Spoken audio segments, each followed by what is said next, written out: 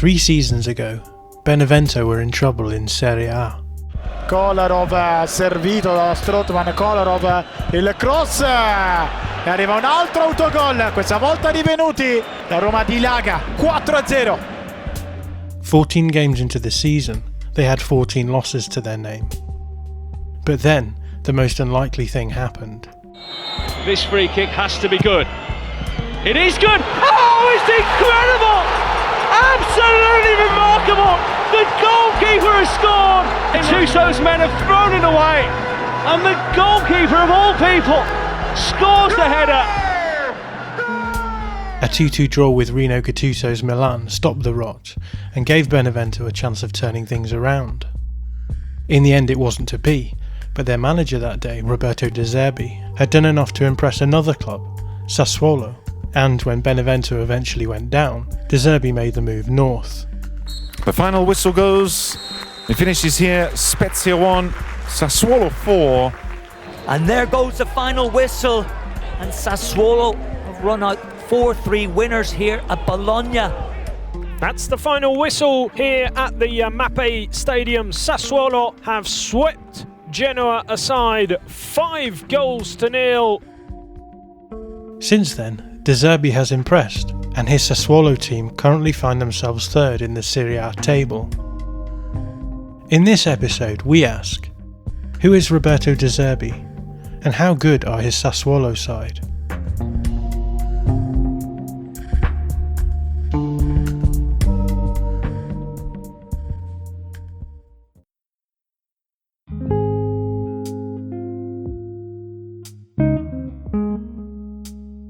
Honestly, not that surprised to see them so high up the table at this point of the season. I'd say that's because I've been paying attention though. Nicki Bandini is a sports writer and broadcaster specialising in European football and appears regularly in The Guardian, ESPN, Talksport and elsewhere. They finished 8th last year, they play good football, their fixture list so far has not been daunting at all. If you were asking me, would I be surprised to see them in 3rd place at the end of the season? Yes, I'd be very surprised. I can see them fighting for a Europa League spot, but not the top 4.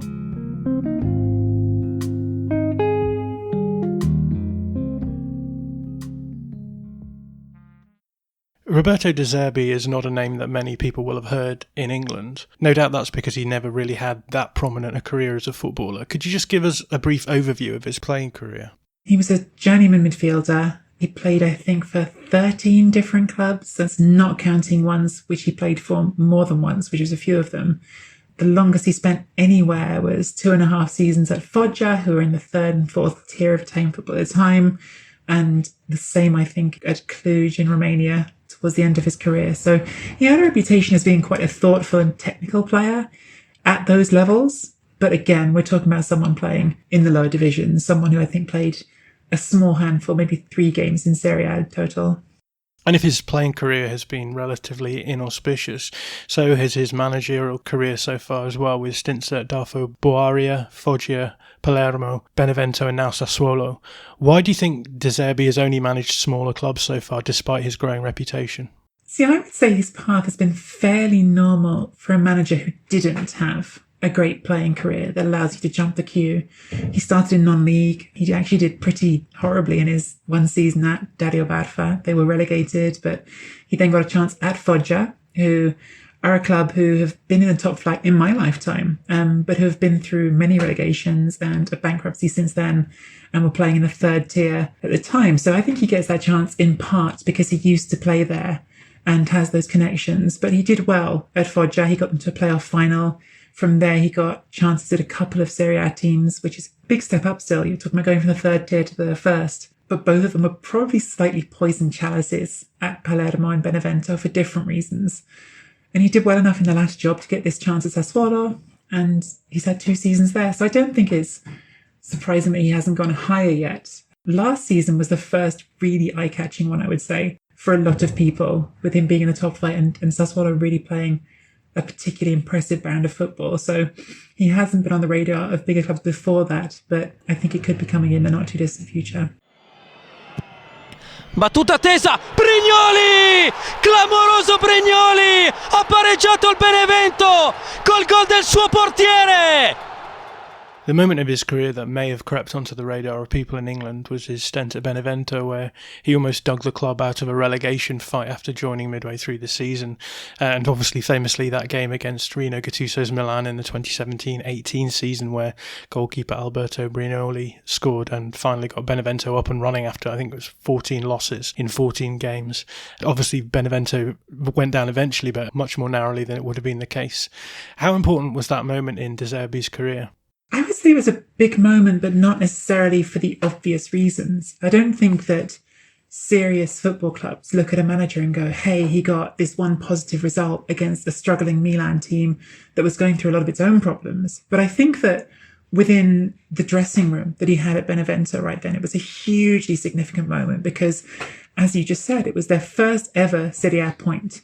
And it was the start of the moment in which they maybe began to believe that things were possible.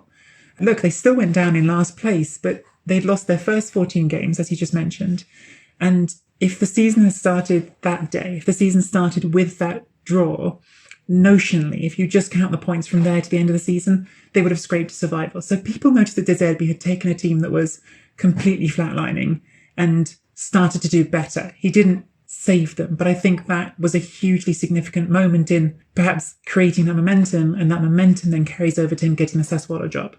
Yeah, as you mentioned, after Benevento went down that season, then Sassuolo came calling for De Zerbi. Could you give us a little bit of a context around Sassuolo? What kind of team are they and where were they at this point in their history? They're a club actually with a very long history. They were founded in the 1920s as a sort of amateur provincial club, and they stayed that really through to, well, they got their first promotion to the fourth tier of Italian football, to Serie D, in 1968. So they were really just a little club representing a comune, a town in Emilia-Romagna that's home to 40,000 people for a long time. In the 1980s, they were bought out by Giorgio Squinzi, who was the head of Mapei, which is a big industrial adhesives multinational. It was his father's business originally, but he turned it into this huge, again, multinational business, and he really wanted to get involved in sport. So he spent money in cycling and he spent money on Sassuolo. And that was the start of what has been a fairly steady rise since then.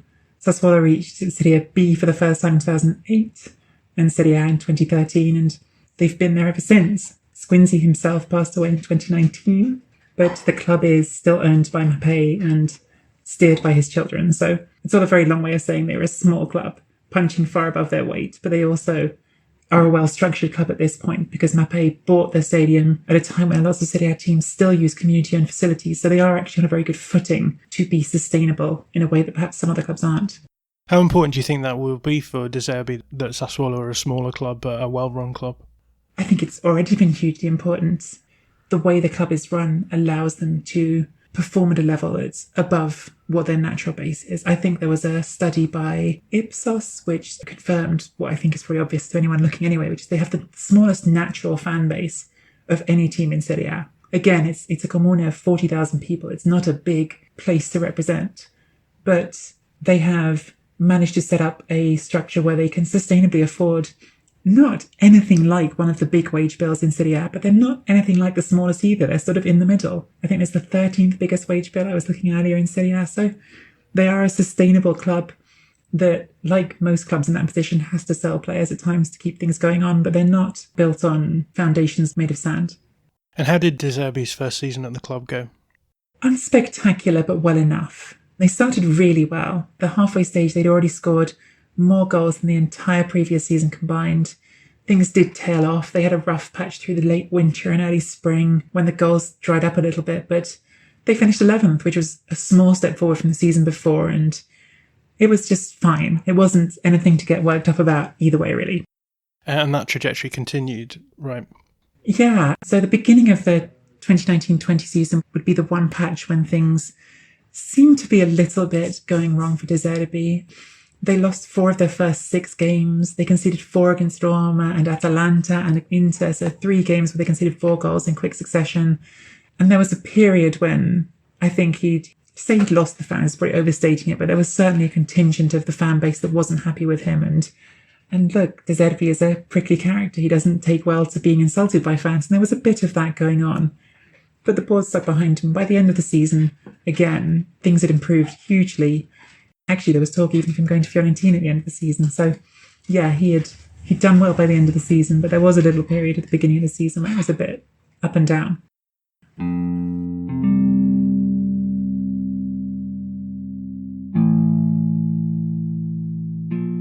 So obviously it's already shaping up to be an interesting season in Serie A. How high do you think Sassuolo could finish this season? I think they can challenge for a Europa League spot. I don't think they will stay in the Champions League conversation. There are too many really good, very wealthy teams fighting for that. Frankly, I think the competition at the top goes deeper than it used to, with Atalanta becoming the force that they are. Lazio are enjoying a strong period in their recent history. Milan have returned to prominence. Roma have found some form under Paolo Fonseca. Napoli look like title contenders so far this season. And then obviously you have Inter and Juventus, who start the season as favourites to fight for the Scudetto. So this is about as tough a year as I can remember, honestly, for an underdog to make that sort of breakthrough. But I think fighting for Europa League spot is possible, and I think it would be really something if they can.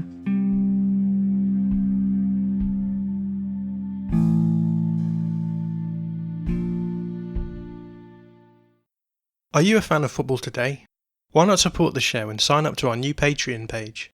You'll get access to bonus episodes, full and unedited interviews, and lots more extra content. To join us, just visit patreon.com and search for Football Today. Now back to today's episode.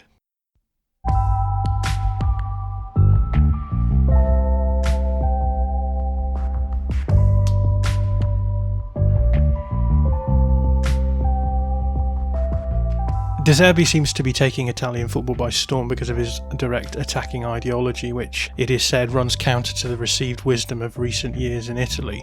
Is there any truth to this crude overview that Italian football is more defensive, or is the reality perhaps a little bit more complicated? I'd argue it's quite a lot more complicated, honestly. If you look at measures like goal per game, the idea that Serie A is more defensive than any of the top leagues in Europe is essentially nonsense. If anything, what you hear these days in Italy is a lot of laments for the lost art of defending, for the lack of Paolo Maldinis and Franco Baresis in the league. And it feels like there's some of that, to me, all over Europe at the moment, perhaps even more so in the past few months since the pandemic arrived and we started getting games in empty stadiums. There's some data suggesting that that's been linked to a period of more goals, though I don't know if we're past the correlation point through to causation just yet. But we had 41 goals in Serie A just a couple of weeks ago, and that didn't feel like a particularly anomalous round. It's just not a defensive league at the moment.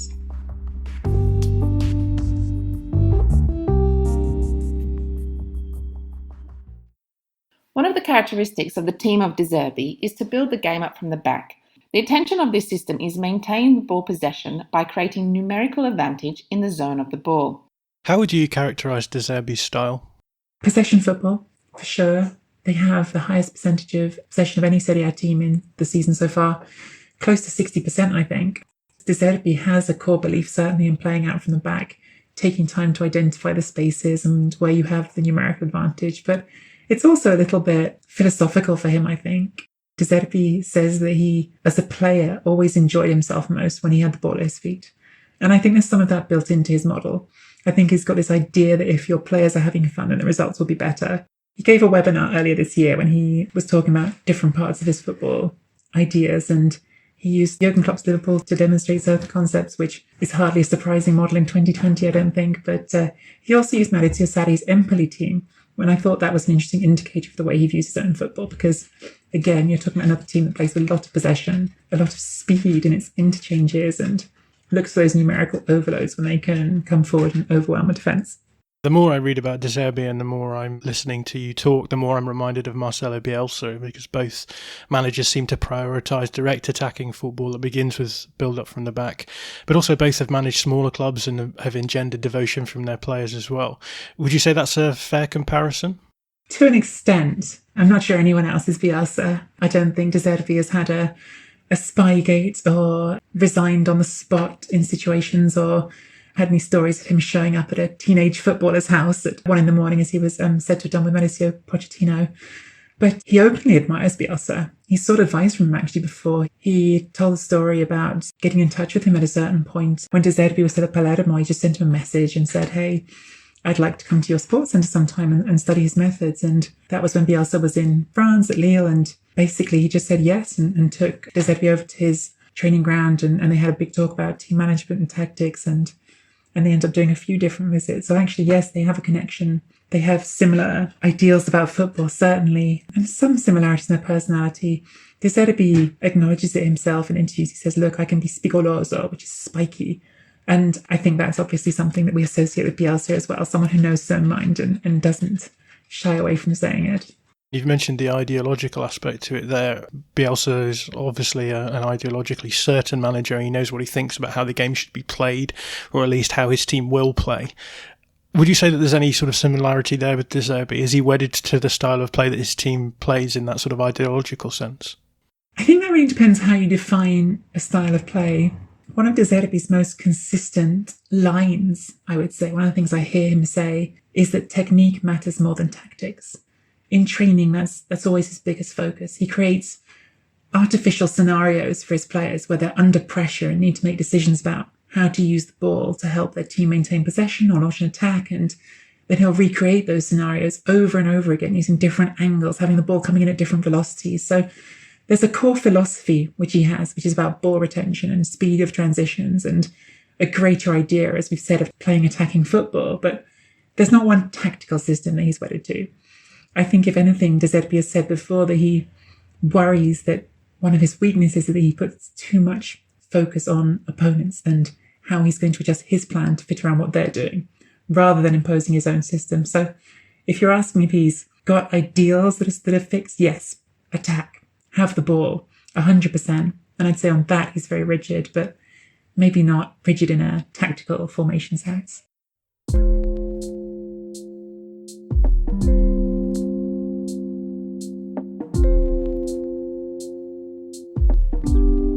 As things stand, Sassuolo are the top scorers in Serie A. Last season they scored the most goals of any Serie A club, finishing outside of European places. Why do you think it is that they're such a prolific side? It's a blend of a lot of things. The footballing approach, which we've talked about. I think the talent right now is certainly a part of it. They've got a really interesting mix of players there. Domenico Berardi is one of those guys who was viewed as a coming talent of Italian football in his early 20s and then seemed to lose his way a bit, but he's really exploded under De Zerbi and reminded us what a lethal player he can be coming in from the right-hand side. Berardi on his left, looking for the hat-trick, drills it in. Domenico Berardi has a hat-trick inside the first half on his first start of the season. I'm in love with Ciccio Caputo, who's this 33-year-old journeyman who I think people still don't take that seriously, just because he's a bit of a joker and he has a microbrewery and he celebrates goals by pretending to take a swig of beer. And in fact, he has sent out free beers in the past to people who picked him in their fantasy teams. But if you look at his scoring record, he's actually been pretty consistent at getting goals for most of his career. It's just that most of the time he wasn't in the top flight. Nobody gave him that shot. And the header to the far post. Caputo's there! Francesco Caputo surely wins the match for Sassuolo in added time at the end of the game. So I think recruitment's definitely been a part of the picture. I mean, another name that English listeners might be familiar with, Jeremy Boga, who came from Chelsea last season and was spectacular. Such an important part of their form last season. Oh, neat play by Boga and a wonderful finish. That is a stunning goal. Jeremy Boga. He actually hasn't played so far this season due to a coronavirus infection that seemed to hang around for a while, but a lot of people in Italy were really surprised that Chelsea didn't want to take him back because they had a buyback option in the summer. So again, there's been some really good recruitment at Sassuolo as well. Is this the best Sassuolo side that De Zerbi's been managing? Have they improved the squad over the summer? The squad hasn't changed much, honestly, from last season. They brought in a couple of younger players, Maxime Lopez from Marseille, I think, and Kaan Ayhan from Fortuna Düsseldorf. But the big thing really this summer was just not losing players. I think that's really significant, actually. Jeremy Boga in particular, a lot of people didn't think he was going to be around. So having another season out of him, having continuity in a squad that was headed in a good direction, I think those are the boosts the team was looking for. Is there much hype around Sassuolo in Italy right now? Is there a general expectation amongst Italian fans that they could do quite well? I wouldn't say that there's loads. Italian media markets are focused around big cities. Like I said, dello Sport is in Milan, Corriere dello Sport is in Rome, Il Mattino is in Naples, and Tutto Sport is in Turin. And a lot of the coverage gets sort of focused around those cities and then around the biggest clubs like Juventus anyway. So you don't find a team like Sassuolo on the front of any of those papers unless they beat one of the big teams. But I also say people have noticed Sassuolo. People have noticed De Zerbi for certain. That's why I would say he's not being ignored when the bigger jobs are talked about for the future. So you'd say that a lot of the hype around Sassuolo is hype around De Zerbi? A good amount, yeah. He was linked with the Fiorentina job over the summer, which would have been interesting because actually Beppe Iacchini is the man he replaced at Sassuolo and Beppe Iacchini is the manager at Fiorentina. That wouldn't necessarily have been a step up in terms of playing the squad right now, but it would have been a step up in terms of prestige for sure. He gets his name mentioned when those sorts of jobs are discussed now. I've seen him mentioned in connection with the Lazio job in the past few weeks and, the Inter job as well, when people talk about their managers not going quite as well as people expected. It's all just noise at this point. I wouldn't take those links very seriously, but you were asking about hype, and I think the fact that his name is in those conversations tells its own story. Do you think that De Zerbi has a high ceiling, or is it the case that him succeeding at smaller clubs won't necessarily translate into a higher profile outlets? See, to me, that's an impossible question. I think we're far too simplistic all the time in the media discourse of football, talking about big team players and coaches. I don't think it's about the size of the team. I think it's about the fit. And I'll give you an example. Gianpiero Gasperini has taken Atalanta into the Champions League for 2 seasons running. They were the last Italian team in the Champions League last season. But when he went to Inter in 2011, he was practically chased out of town before he even got to take a game because reporters at that time were genuinely painting it as ridiculous in the papers for a big team, in inverted commas, to play with a back three. Now, in 2020, half of Europe uses a back three. And look, Gasperini did have a very bad start there, and he got fired after about 5 minutes. But personally, I felt like that media discourse in Milan doomed him from the beginning. To me, as a manager stepping up to a big job like that, who hasn't got the experience behind them, you need to have an environment that supports you. You need to have an owner who's going to be in your corner, whatever the media are going to say. And I think that Gasperini is a great example of a manager who didn't get that, but who, for me, is proving that he can compete with anyone. So, can De Zerbi do it at a big club? Depends on the club, depends on the owner, depends on the team he gets, but I think I wouldn't exclude it. I think excluding it is too simplistic for sure.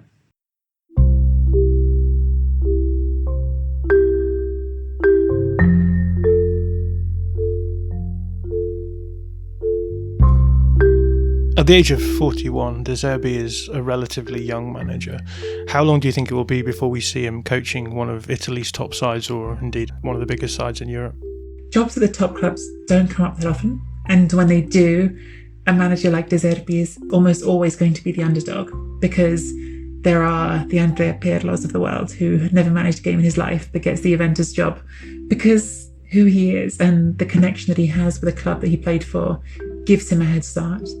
So it takes the right club and the right owner to want to give someone like De Zerbi a job.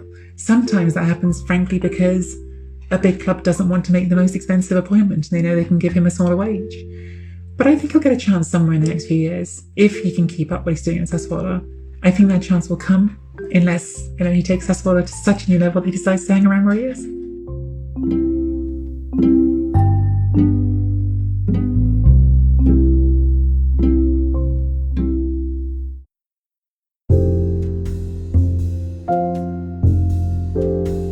Nicki Bandini is a sports writer and broadcaster specialising in European football, and she appears regularly in The Guardian, ESPN, Talksport and elsewhere. The music for this episode was provided under the Creative Commons licence by Blue Dot Sessions, and the details of the individual songs can be found in the show notes. This episode was produced by myself and Josh Schneiderweiler. I'm John Mackenzie. Thanks for listening to Football Today.